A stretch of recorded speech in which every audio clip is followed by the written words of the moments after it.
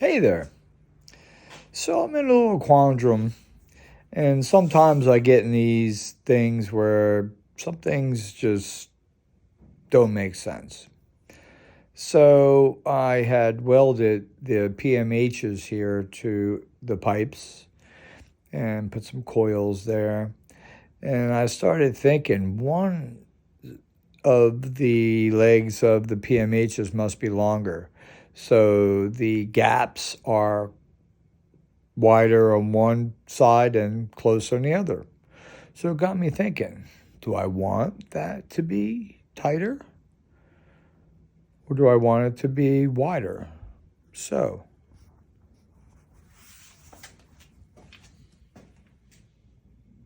all right, so I got these welded over here and I got this gap here and this gap here, and I said, well, I'm going to cut this to make them even. And as I started cutting down, I said, whoa, wait a minute. Let me just see. So this is one of those moments where I said, what would Ed Leedskalnin do?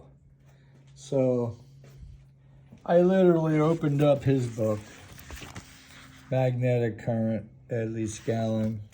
If anybody ever wants to order one, you can get it here from Ed's place at Coral Castle. There's the phone number. There's the address. You can order this online, or I don't know if you can order online, but if you can, or you can go right directly to the source.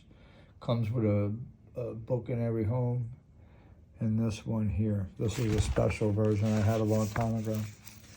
Actually, this one here teaches you how to build the PMH, the schematics of everything. So I had asked Ed, I said, Ed, what would be the reason I would want the gap to be wider like I feel it should? It's magnetism, than closer. And closer is like so close that I bet fibers would build up and make it a solid contact. So Ed says here, he's talking about,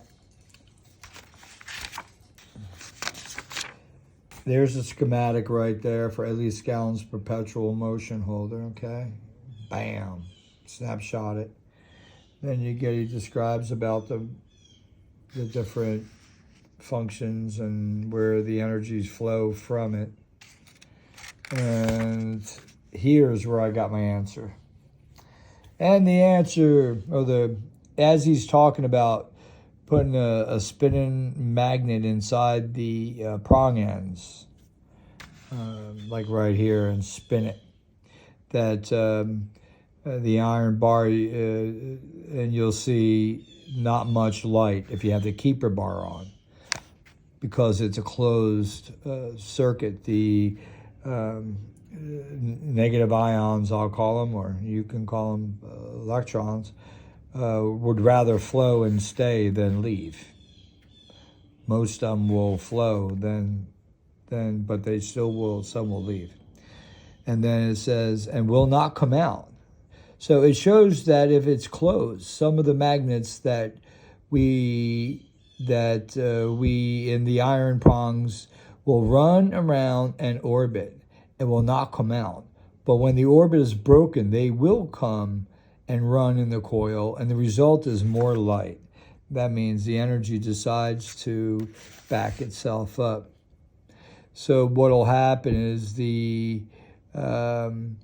when the orbit's broken, you'll actually have the energy stop here and run back out the coils. So it says here that, let me see, now come on, come out, when orbit is broken, yep, right here. When the orbit is broken, they will run in the coil. So leave your comments. Peace out. Today's lesson from Ed Leedskalnin says, separate them. It'll push that magnetism that we're going to be making in those pipes and everything else.